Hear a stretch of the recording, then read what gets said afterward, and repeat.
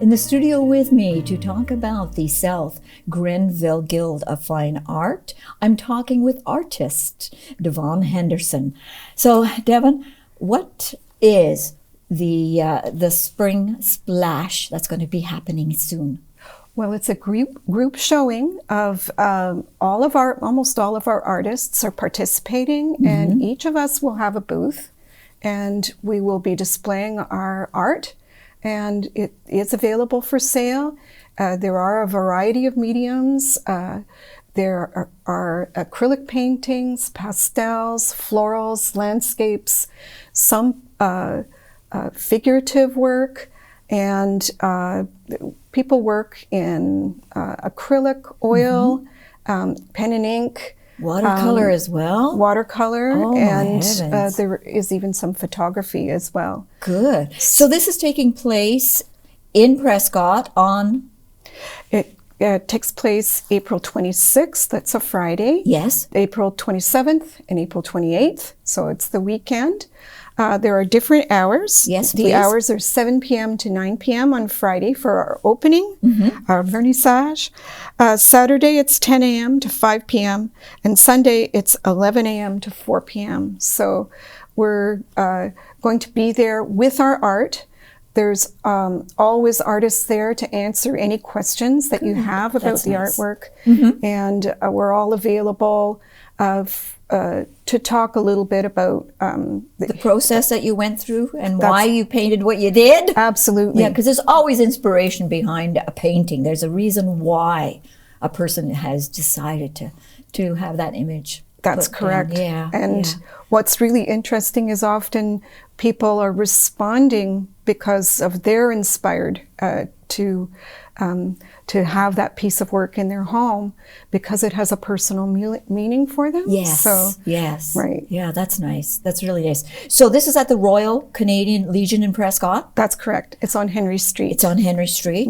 And is there a fee to enter the show, the sale and show? No, you can get in for free. You can walk around. You can visit all the many artists that we have on display. And there's no pressure. It's a fun outing just to look at art, but also if you find something that becomes dear to your heart, then you can purchase as well. So tell us a little bit about the fall painting that Sharon had painted. It's very bright. It's very, very happy. Sharon is a very experienced painter. She's been in the Arts Guild. She's one of our longest members.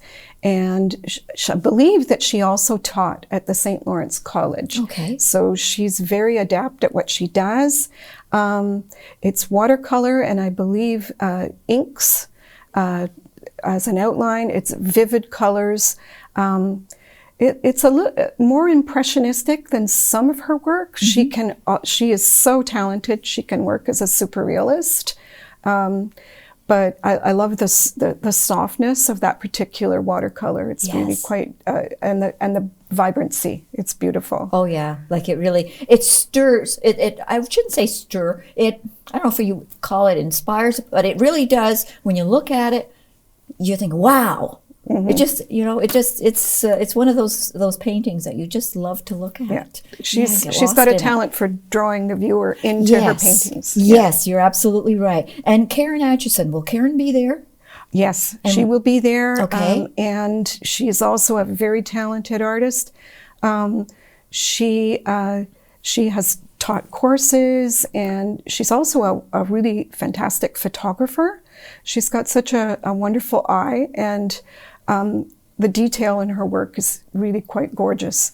So the wolf will be one that she will be having on display, correct? I believe so. Oh, yes, that's nice. I believe so. And then we come to you. You have some here on display, as well as you have a beautiful swan. And I mean, it is absolutely beautiful. Thank you love so it. much. Absolutely love it. Where did the inspiration come from for the swan? Well, I live very near the river. From my backyard, I can actually have a little peek at the river, and I walk there every day, the St. Lawrence River. And I'm really amazed at the wildlife that I see there. I have seen swans flying in wedges along the coast of the river. I've seen bufflehead ducks, many different varieties and species of birds, and little mink that are running around in the rocks. And they're just so fascinating and appealing to me.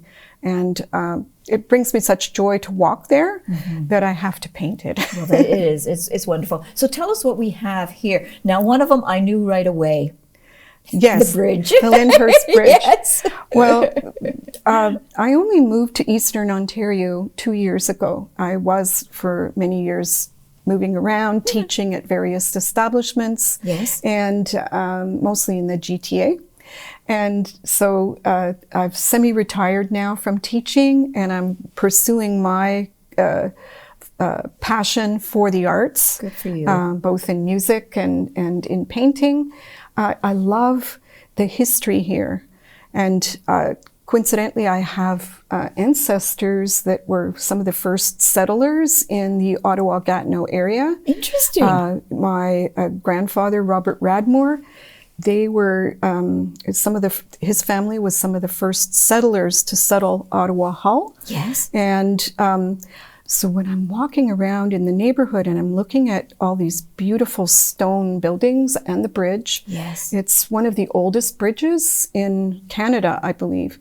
And it's got the 3 spans. They're just gorgeous. Yes. And I find it very interesting. A lot of Scottish and British people came to Canada with stonemason skills. Right. I think they originally came to build the railway, and they stayed and started to build the stone homes that we see today in Prescott, where I'm living, yes, and all around the area. So right. I find these buildings very, they're full of history, and my roots are there too, so I find that really interesting to paint.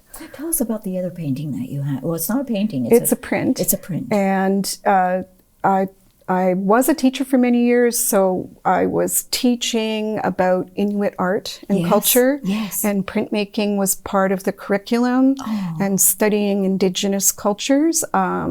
So I did that as a lino print.